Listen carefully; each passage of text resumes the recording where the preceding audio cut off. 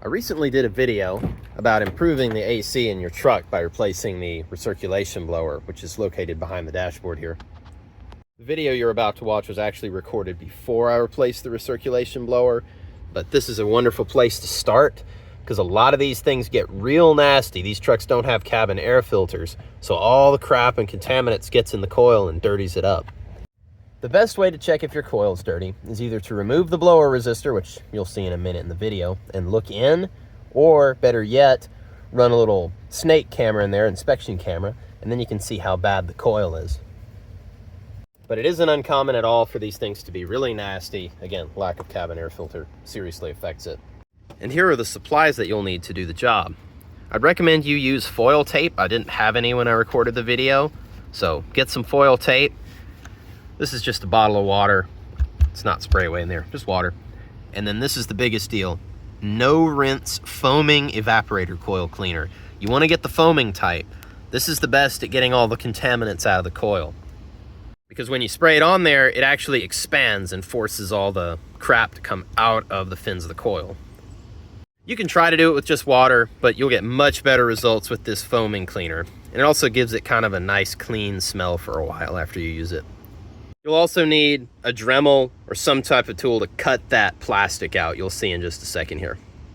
I ended up having to use the die grinder. My little Dremel just wasn't doing so well. I need to get a nice Dremel. So anyway, let me show you how I did it. First thing you're going to want to do is remove this kick panel cover.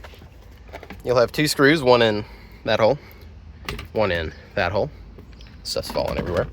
You'll need a 7mm socket to have on this ratchet. Now, if you look here, I actually drilled my own access hole right here. So this was to run the camera in. So I just measured the diameter of the camera. I believe it was a 21/32 drill bit. Drilled the hole. The coil is roughly here, so this hole isn't going to be anywhere close to it, so you drill into the coil. So you'll want to get a camera like this. Now you can take this thing out, this little resistor, but I just wanted a hole there. It's kind of like a real HVAC system. Now you'll take the camera, stick it in, and get ready to see what's in here. Look at all of that stuff. Wow.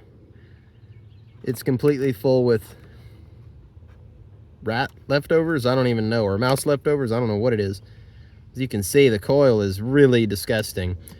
So what I think I'm gonna do to be able to reasonably work with this thing, first, I'm going to take this resistor out and see how much room I have to get in here to clean this thing, because this requires a dashboard disassembly otherwise. To remove this thing, you're going to want to unplug the connectors, one from the lower motor as well. Then you're going to want to remove the hex heads. There are two of them. And what I'm going to do, I'm going to cut pretty much on this line here, slightly this way maybe, to avoid hitting the coil. We're just gonna make our own access hatch so we can clean it.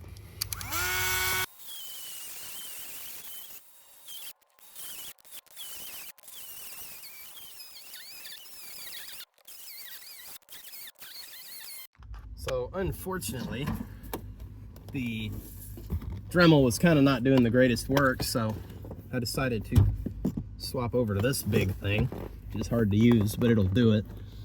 Let's see if I can get this thing done.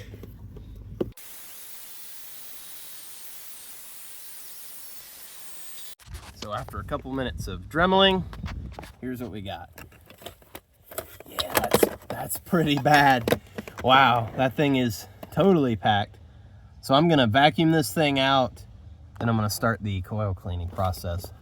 See how bad this is. Oh yeah, look at that.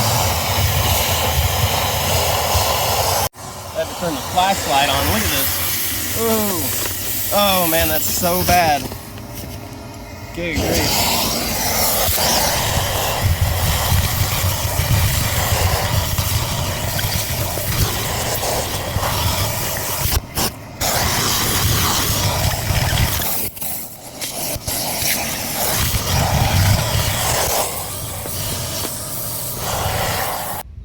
This is all the stuff that came from the coil. Look at that. Nasty.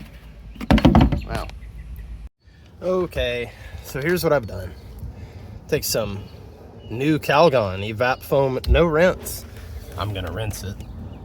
And then you just spray it inside the coil. Now, as you can see, or maybe you can't, I got a decent coat on it. I did the most I could. I'm gonna have to do a few more coats, but you see it's looking pretty decent. Let it sit here for a minute. I'll get the nylon brush on it too. Then we'll start to rinse it off. I'd highly recommend you rinse it. This stuff is intended not to damage it, but if you look on the back here, the reason it's a no rinse is because they're expecting the condensation from the coil to actually rinse off the product. So you really do want to rinse it. It'll help you get rid of any leftover chemical. It's starting to look really pretty decent, actually, if you look up in there. So all I'm doing is spraying it down with that coil cleaner. It's down there. Then I'm rinsing it off with some water. Do that over and over and over until the coil's clean. That's really all there is to it. I did agitate the stuff a little bit with this nylon brush, but truthfully you shouldn't have to use that as long as you get the majority of it off with the vacuum. Then you'll use that coil cleaner, rinse this off. Just do it 3 or 4 times and it'll turn out pretty nice. And after doing it a few times, here's what I got. A little bit at that top corner. It's very hard to get, so I think that'll just be collateral damage, but looking really good, way better than it was. So now let me show you how I get this thing back up here. I did leave a piece at the end there so I can just kind of hinge it down. So that'll make it a little easier to work with, I think. Here's the butyl tape. Now all I'm gonna do, just kind of approximate how long this needs to be.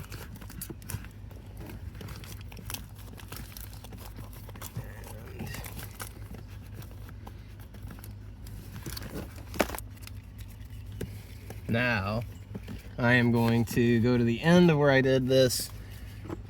I'm going to make sure that I get any flash off this from where I did the cutting, because of course it's plastic. So I'll slice all the excess off. There really isn't that much. I'm just breaking it off with my fingertips here.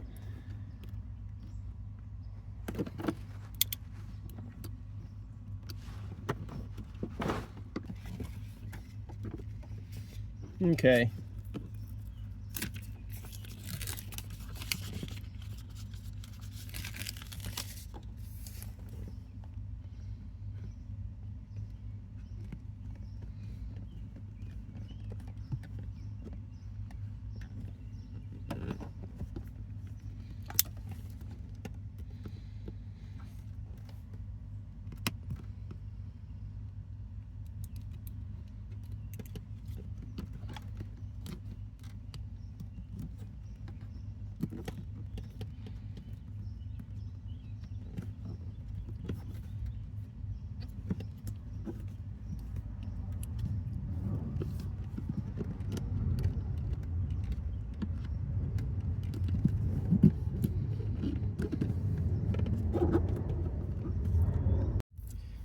Got the majority of that here.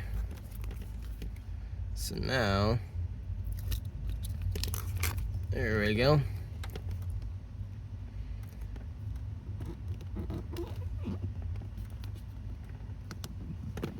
There we go.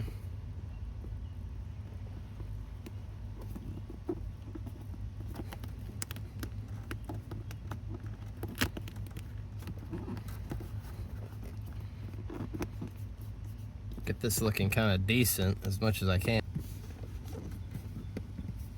There we go. So here's what we got. Taped it all up with the butyl tape. The cover will cover this ugly stuff up anyway. Plugs back in it. Put the resistor and plug the blower motor in. So let's see what kind of airflow we get now. And we're doing considerably better on the airflow. A whole lot better. Yeah, you can actually feel the air coming out now. It's pretty impressive. I didn't record a before video of the airflow, but I'd say roughly the air volume was the same as having it around there. It's like 70% to max. Air volume was very, very poor. Now, we have a whole lot more air volume. I'd say it's at least 30% better, if not more. It's made a huge difference. So doing this in combination with doing that recirculation damper actuator has made an absolutely huge difference in the truck's air conditioning. When the truck's on, we'll be doing around 54-degree discharge with high 100-degree temperatures plus humidity, so it's doing excellent. So if you take these steps, it'll greatly improve the AC in your H2. It'll be similar in other GMT 800 trucks. I think they have the same setup over here for the damper and the same setup for the evaporator. So I hope this video was helpful. Hopefully it'll help your air conditioning do what it should, cool you off. Anyway, appreciate you watching. I'll see you in the next video. Thanks.